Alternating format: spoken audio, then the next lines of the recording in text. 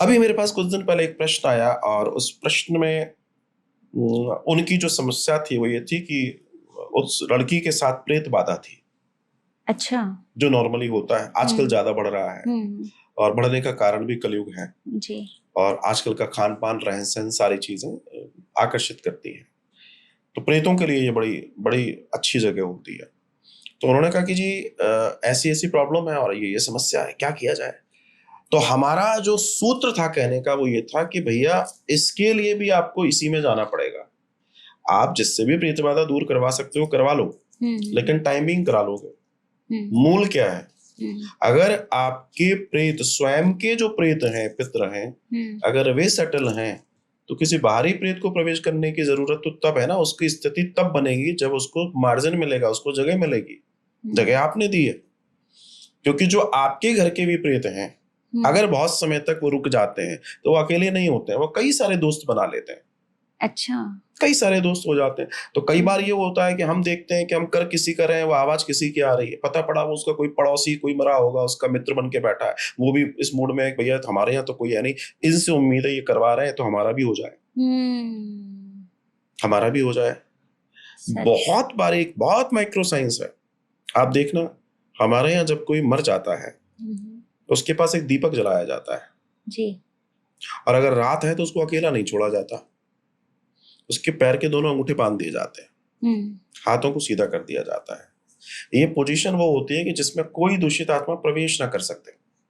सिर्फ इसलिए किया जाता है क्योंकि बहुत सारी प्रेत आत्माएं घूम रही हैं, वो ये देख रहे हैं ये परिवार अच्छा है, घर वाले भी अच्छे हैं, करेंगे भी मामला, ऐसा लग रहा है ठीक ठाक कर्मकांड करेंगे ये, तो वो भटकता हुआ सोच रहा मैं इसमें प्रवेश कर जाऊं तो इसके सारे मेरा भी हो जाए। यस। आप समझिएगा इस बात को।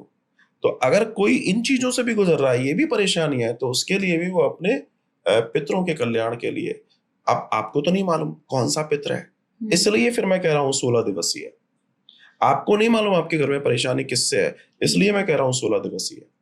और फिर मैं ये कहता हूँ, देखो भैया, जो लोग ये कहते हैं 16 दिवसीय नहीं है, जी। वास्तव में नहीं है, 16 दिवसीय कराना चाहते हो तो उसका भी कई सारे हमारे पास सॉल्यूशन है। जैसे अगर मान लीजिए कोई बाहर है, मेरे पास बाहर विदेश से जब कॉल आते हैं कि साहब ऐसी ऐसी बात हम नहीं आ सकते, या यहाँ से भी कई लोग हैं जो असाध्य हैं, तो उसके लिए ब्राह्मण नियुक्त होते हैं जिसको प्रतिनिधि बोलते हैं।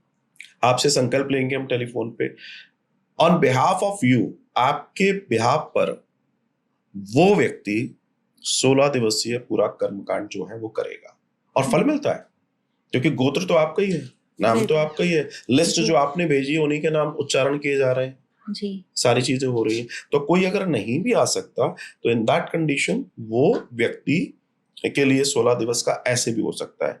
दूसरा एक कारण ये भी होता है, कई लोग जो कहते हैं सब कराना तो 16 दिन ही है, लेकिन 16 दिन हमारे पास नहीं है।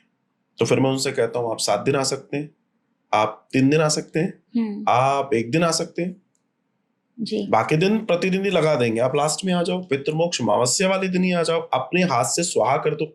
इतना जो हुआ है सब कुछ, इतना सब कुछ किया है, तो अपने हाथ से जब स्वाहा करेंगे तो आपके देवता तो उस समय तैयार खड़े हैं सारे के सारे विदाई लेने के लिए, और आपको देखेंगे वो, तो उसका परिणाम, हालांकि वो तो इस बात से खुश हैं, इस बात से ही खुश हैं कि हम फ्री हो रहे हैं, लेकिन किसी अपने को जब देखेंगे तो आत्मा से कुछ एक्स्ट्रा तो आशीर्वाद निकलेगा कि मेरा बच्चा खड़ा है, मेरा नाती खड़ा है, मेरा पोता खड़ा है, मेरा भतीजा खड़ा है ना, दिख रहा है उनको।